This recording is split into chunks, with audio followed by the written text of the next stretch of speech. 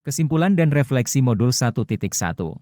Sebelum mempelajari modul 1.1 ini, saya sudah pernah membaca tentang filosofi Ki Hajar Dewantara namun belum menerapkannya di dalam proses belajar mengajar di dalam kelas. Setelah mempelajari modul ini saya semakin sadar bahwa Bapak Pendidikan yaitu Ki Hajar Dewantara menyampaikan bahwa pendidikan dan pengajaran merupakan dua hal yang berbeda. Pengajaran merupakan proses pendidikan dalam memberi ilmu atau berfaedah untuk kecakapan hidup anak secara lahir dan batin. Sedangkan pendidikan, opiding, memberi tuntunan terhadap segala kekuatan kodrat yang dimiliki anak agar ia mampu mencapai keselamatan dan kebahagiaan yang setinggi-tingginya baik sebagai seorang manusia maupun sebagai anggota masyarakat. Pendidikan adalah tempat persemaian benih-benih kebudayaan dalam masyarakat. Ki Hajar Dewantara memiliki keyakinan bahwa untuk menciptakan manusia Indonesia yang beradab maka pendidikan menjadi salah satu kunci utama untuk mencapainya. Kodrat alam dan kodrat zaman. Relevansi kodrat alam dan kodrat zaman dalam konteks pendidikan saat ini adalah penting untuk memastikan pendidikan yang sesuai dengan nilai-nilai alam dan kebutuhan zaman. Melalui pemahaman dan penerapan kodrat alam, pendidikan dapat mengajarkan kepada anak-anak tentang pentingnya menjaga alam dan keberlanjutan lingkungan hidup. Sedangkan dengan memperhatikan kodrat zaman, pendidikan dapat mengikuti perkembangan teknologi, ekonomi, dan sosial untuk mempersiapkan generasi muda menghadapi tantangan masa depan. Dalam konteks pendidikan di sekolah, pemahaman tentang kodrat alam dan kodrat zaman dapat membantu dalam merancang kurikulum yang relevan, memilih metode pembelajaran yang sesuai, dan mengembangkan nilai-nilai yang mendasari pendidikan yang berkelanjutan dan adaptif.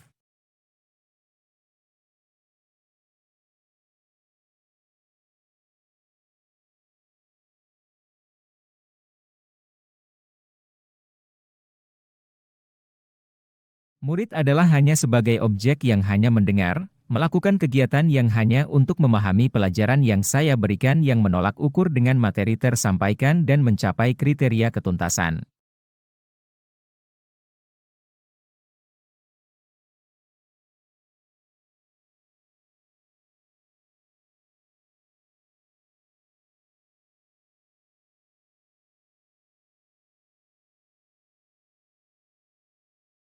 Yang berubah dari pemikiran atau perilaku saya setelah mempelajari modul ini adalah yang pertama menjadikan murid sebagai subjek dan menjadikan mereka sebagai teman belajar sehingga mereka tidak merasa enggan untuk bertanya maupun menyampaikan pendapat. Yang kedua lebih bersifat menuntun atau mengarahkan agar mereka dapat menggali potensi yang ada pada dirinya sehingga tidak merubah kodrat alam dan kodrat zamannya.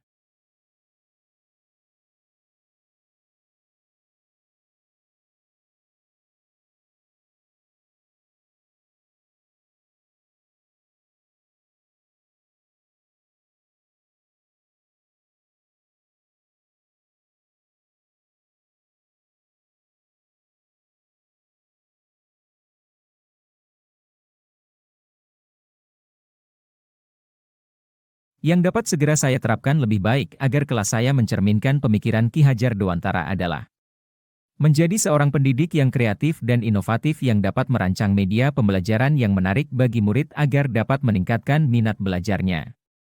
Membuat keyakinan kelas agar pembelajaran lebih efektif dan efisien. Melakukan evaluasi dari setiap pembelajaran yang saya lakukan serta melakukan refleksi di setiap akhir kegiatan pembelajaran. Kesimpulan dari modul 1.1 pemikiran Ki Hajar Dewantara adalah pendidikan harus memberikan kebebasan kepada individu untuk mengembangkan potensi mereka sendiri dan mencari pengetahuan. Setiap individu harus diperlakukan secara adil dan diakui kepribadiannya yang unik.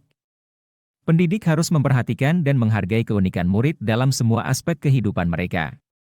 Pentingnya membangun persatuan dan kesatuan di tengah keragaman masyarakat Indonesia melalui pendidikan inklusif yang menghargai perbedaan suku, agama, dan budaya.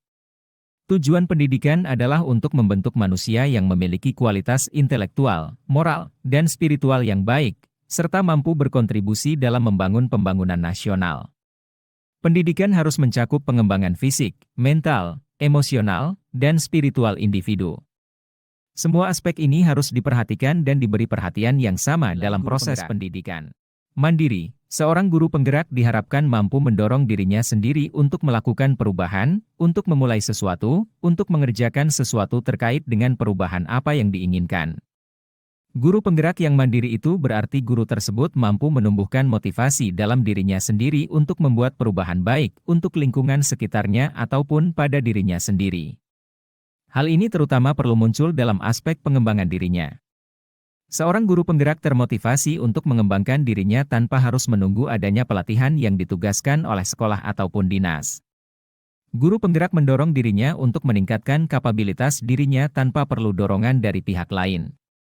Reflektif, melakukan evaluasi diri terhadap kegiatan atau proses yang telah dilaksanakan. Bersedia menerima segala masukan dan bersikap terbuka dan terus mengembangkan sikap hal yang positif sehingga tercipta perubahan yang berdampak pada siswa, diri sendiri dan lingkungan kerja. Guru penggerak mampu senantiasa merefleksikan dan memaknai pengalaman yang terjadi di sekelilingnya, baik yang terjadi pada diri sendiri serta pihak lain, dengan mengevaluasi kembali pengalaman-pengalaman tersebut, hingga bisa menjadi pembelajaran dan panduan untuk menjalankan perannya di masa mendatang. Guru penggerak yang reflektif tidak hanya berhenti sampai berefleksi namun juga sampai melakukan aksi perbaikan yang bisa dilakukan. Mereka juga senantiasa terbuka untuk meminta dan menerima umpan balik dari orang-orang di lingkungan sekitarnya.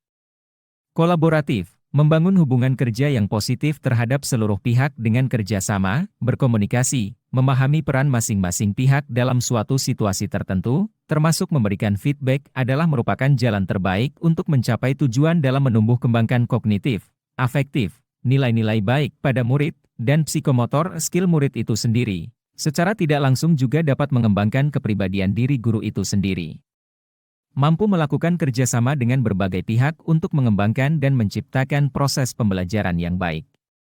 Seperti dengan siswa, rekan kerja, orang tua dan pemangku kebijakan. Komunikasi yang dibangun adalah komunikasi yang baik sehingga tercipta kepercayaan satu sama lain.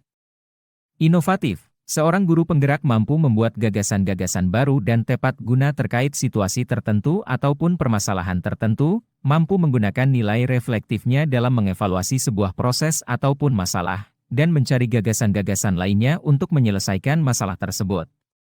Selalu memiliki sifat keterbukaan terhadap gagasan serta ide lain yang muncul dari luar dirinya untuk memecahkan masalah, mencari informasi lain yang bisa mendukung proses, dan melakukan solusi, aksi nyata untuk mengatasi permasalahan yang ada.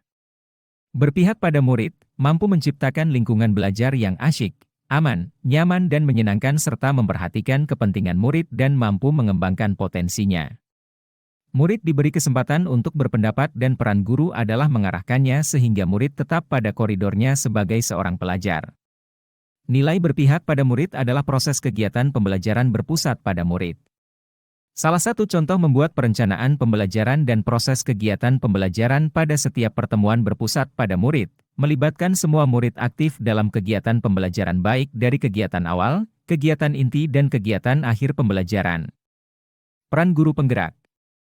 Menjadi pemimpin pembelajaran, seorang guru harus bisa menjadi pemimpin pembelajaran yang baik sesuai dengan trilogi Ki Hajar Dewantara ing Ngarso Santulodo, ing Madyo Mangunkarso, dan Tuturi Handayani. Peran guru penggerak yaitu mendorong peningkatan prestasi akademik murid. Peran ini selaras dengan tujuan Merdeka Belajar yaitu menciptakan generasi hebat di masa yang akan datang. Mendorong peningkatan prestasi akademik murid ini juga sesuai dengan aspek profil pelajar Pancasila yang mengharuskan siswa untuk bernalar kritis dan berakhlak mulia agar prestasi akademiknya meningkat. Mengajar dengan kreatif, guru penggerak harus mampu menemukan metode yang tepat dalam penyampaian materi belajar, sehingga tidak jenuh. Pembelajaran dengan metode yang kreatif, guru memberi contoh kepada siswa untuk selalu berinovasi dalam mencari ilmu. Mendorong tumbuh kembang murid secara holistik mengikuti seluruh aspek profil pelajar Pancasila. Menggerakkan komunitas praktisi, seorang guru tidak hanya bergerak di dunia kerjanya saja tapi juga harus bisa mengembangkan diri dalam komunitas pendidikan seperti KKG, MGMP, Forum Diskusi Ilmiah Guru Baik melalui organisasi PGRI atau WIGI. Menjadi teladan dan agen transformasi bagi ekosistem pendidikan, diharapkan menjadi teladan dan agen perubahan di dalam ekosistem pendidikan. Guru penggerak harus memberikan dampak kepada guru-guru lain serta dampak kepada sekolahnya. Menjadi coach bagi guru lain, seorang guru juga harus membawa pengaruh terhadap lingkungan di sekelilingnya dan menjadi coach bagi rekan kerjanya dengan cara saling berbagi. Menjadi pelatih, coach mentor, bagi guru lain untuk pembelajaran yang berpusat pada murid. Guru penggerak memiliki program untuk melatih potensi mentorship dan kepemimpinan mereka untuk mampu membantu guru-guru lain. Guru penggerak diharapkan mampu untuk melakukan perubahan di masing-masing institusi pendidikan mereka. Mendorong kolaborasi antar guru, seorang guru penggerak harus bisa bekerja sama dengan baik dengan rekan kerjanya dan menciptakan kondisi kerja yang nyaman. Membuka ruang diskusi positif dan ruang kolaborasi, keterampilan yang memungkinkan seseorang bekerja sama dengan orang lain, antara guru dan pemangku kepentingan di dalam dan luar sekolah untuk meningkatkan kualitas pembelajaran. Mewujudkan kepemimpinan murid, melaksanakan kegiatan pembelajaran berdasarkan kekeluargaan, antara guru dengan murid terdapat hubungan yang sangat erat, memiliki kedekatan yang sangat baik dan berlandaskan kasih sayang seperti orang tua dengan anaknya. Adanya kedekatan yang erat antara guru dan siswa menjadikan kegiatan pembelajaran dapat berjalan secara dialogis. Siswa tidak lagi merasa segan atau canggung untuk berkomunikasi dengan guru. Memudahkan guru untuk menanamkan karakter siswa. Sehingga, siswa pun dapat lebih mudah untuk menerima masukan dari guru. Siswa memiliki kodrat alam dan kodrat kemerdekaan, seorang guru menggali kodrat alam yang ada pada dirinya seperti mengeluarkan bakat yang terpendam, menarik minat dan mengembangkan kreativitas murid tanpa unsur paksaan. Untuk mencapai visi tersebut maka diperlukan suatu rancangan yang disebut dengan inquiry apresiatif, iya. Inquiry apresiatif adalah manajemen perubahan yang kolaboratif dan berbasis kekuatan yang dapat dimulai dengan mengidentifikasi hal baik yang ada di sekolah, kemudian mencari cara agar hal baik tersebut dapat dipertahankan dan memunculkan strategi perubahan ke arah yang lebih baik lagi.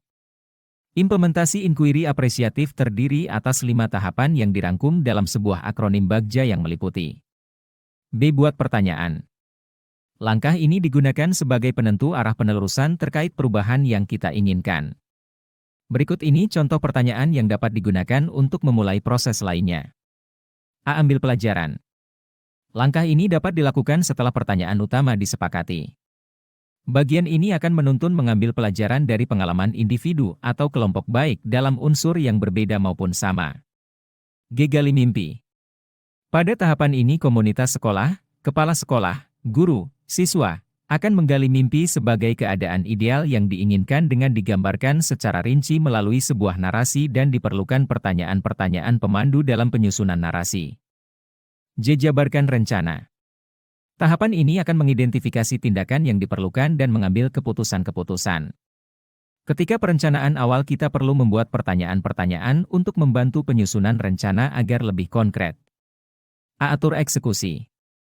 Tahapan ini membantu transformasi rencana menjadi nyata. Diperlukan pertanyaan-pertanyaan yang dapat membantu memutuskan peran dan kesepakatan-kesepakatan pelaksanaan.